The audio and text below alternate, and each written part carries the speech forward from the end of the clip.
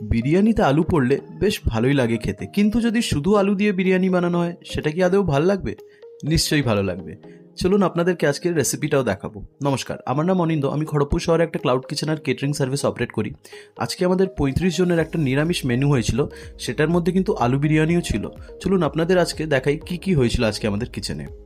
প্রথমেই আলুগুলোকে দু পিসে কেটে এখানে জলে ভিজিয়ে রাখা হয়েছে, আর জলে কিন্তু ফুড কালার দেওয়া আছে। ফুড কালার ইউজ করা হয়েছে বুশ কোম্পানির, খুব ভালো কোয়ালিটির থাকে এটা, FSSAI অ্যাপ্রুভড আর সেফ ফর হিউম্যান কনজাম্পশন।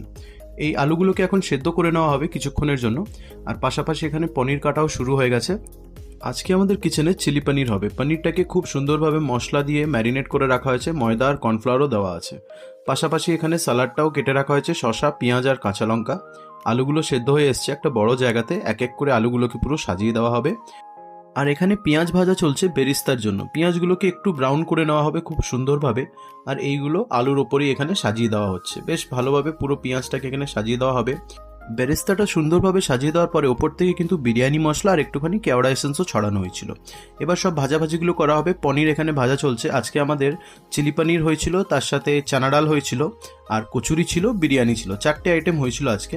পনির ভেজে কমপ্লিট। এবার আমাদের চানা ডালটা বানানো হচ্ছে। ওটার জন্য পেঁয়াজটাকে খুব ভালোভাবে ভাজা হচ্ছে, তার সাথে শুকনো লঙ্কা দেওয়া হয়েছে, টমেটো দেওয়া হয়েছে, তেজপাতা দেওয়া হয়েছে, বিভিন্ন রকমের মশলাপাতি। চানা ডাল আমাদের এখানে প্রায় কমপ্লিট হয়েছে। এটা কিন্তু কচুরির সাথে খুব ভালো লাগে খেতে, একটু মিষ্টি মিষ্টি করে রাখা হয়েছিল, আর ওপর থেকে নারকোল কুচানোও দেওয়া ছিল। এবার চিলি পনিরটাও বানানো শুরু হয়ে গেছে। যখন বাল্কে আমাদের চিলি পনির বা চিলি চিকেন হয়, তখন কিন্তু গ্রেভিটাকে বাড়ানোর জন্য একটু পেঁয়াজ বাটা, টমেটো বাটাও দেওয়া হয়।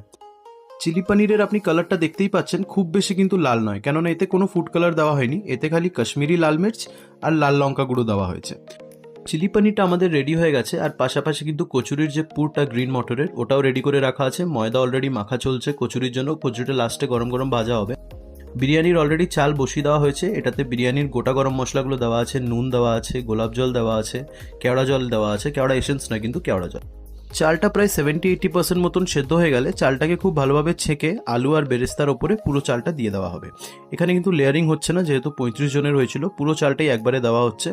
আর ওপর থেকে দেওয়া হবে একটু কেওড়া এসেন্স, একটু মিঠা আতর, আর দুধে কিছুটা ভিজিয়ে রাখা কেশর, আর তার সাথে বিরিয়ানি মশলাটা দিয়ে দেওয়া হবে।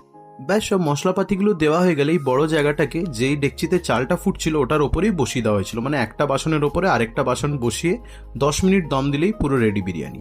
পাশাপাশি কিন্তু কচুরিও ভাজা অলরেডি আমাদের শুরু হয়ে গেছে, একদম গরম গরম ভাজা চলছে। এবার ব্যাস ভাজাভাজি হয়ে সবকিছু প্যাকিং হয়ে খাবারটা বেরিয়ে যাবে। আজকের আমাদের অর্ডারটা এসেছিল খড়গপুর মালঞ্চ থেকে। এটা একটা ডিনারের অর্ডার ছিল 35 জনের। আপনিও যদি চান, আপনিও নিশ্চয়ই অর্ডার করতে পারেন। আশা করি আমাদের খাওয়া দাওয়া আপনাদের খুবই পছন্দ হবে।